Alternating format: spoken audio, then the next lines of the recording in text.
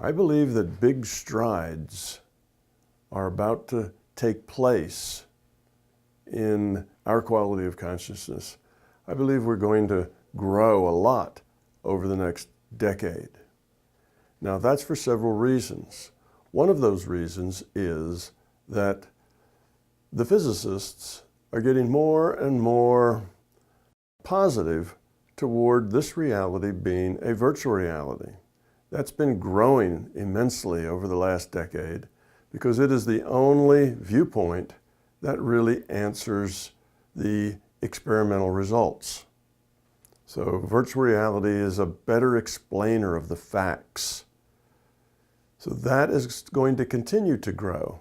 And as that grows, I think that in the near future, again in the next decade, we are going to see the physicists come to the conclusion that our reality is indeed a virtual reality. Now, when that happens, that carries along some logical consequences. One of those logical consequences is, if this is a virtual reality, then it has to be computed, created, manufactured someplace else. A virtual reality cannot compute itself. The computer has to be outside of the virtual reality that it computes. That leads us to the conclusion that if this is a virtual reality, then we, our bodies, our avatars, and this virtual reality is created in a space that is non-physical to us and a superset of us. In other words, this reality is a subset or a part of something that is more fundamental and that is non-physical. Well, that's a big step to take philosophically and scientifically. I have done some experiments that will help provide evidence for this big step, for this conclusion, that will help scientists come to that conclusion, because if these experiments work out the way that I have predicted, there will be no other conclusion that's rational except that this is a virtual reality.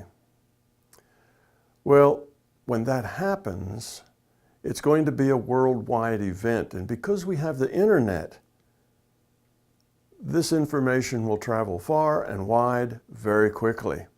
We now all live on internet time, which means things happen socially, intellectually, sociologically, much more quickly than what they used to.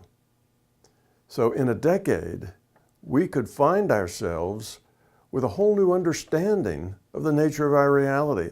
All the answers to the big questions will be answered. Why are we here?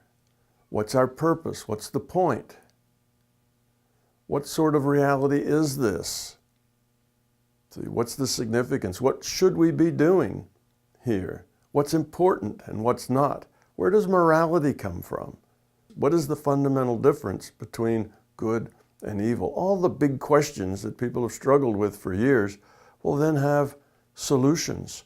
And it is likely that we will soon be living in a kinder, more gentler world that is more productive and more caring.